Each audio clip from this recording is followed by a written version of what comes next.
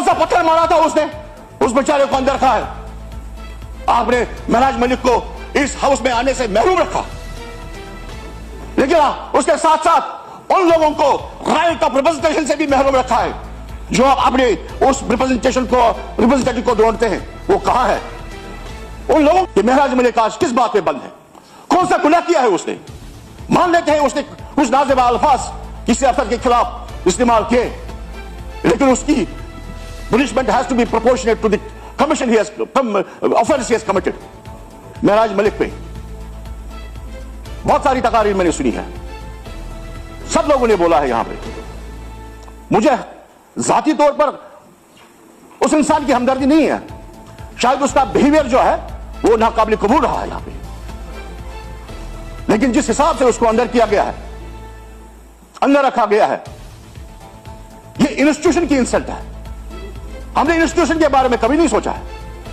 मेरे ख्याल से हर किसी फर्द को, हर किसी एक शख्स को, हर किसी एक मेंबर असेंबली को यह बात उठानी चाहिए कि महराज मलिक आज किस बात पे बंद है, कौन सा गुनाह किया है उसने।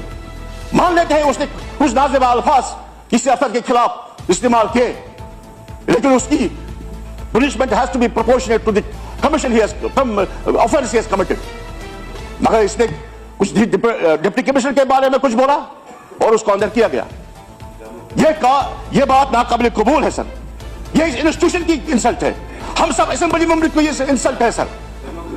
हर कोई कानून बनता है, वो बनता है लोगों की बेहतरी के लिए। पीएससी अगर बना है, वो बना है अमन के लिए, अमन रखने के लिए।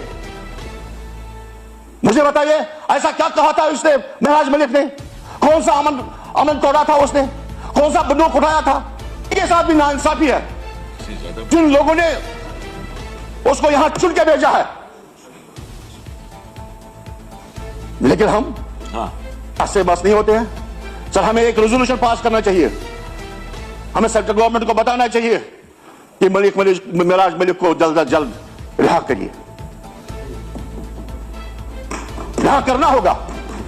अगले आने वाले सेशन में मुझे उम्मीद है कि हमारे साथ बैठेगा, उसकी कुर्सी वहां खाली है।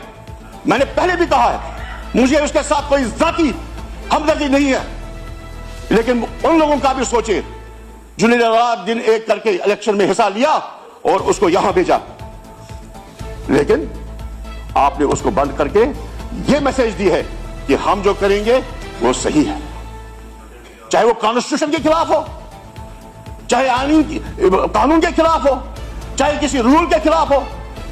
लेकिन जो आप करते हैं आपको लगता है कि आप सही करते हैं, लेकिन लोग सब जानते हैं।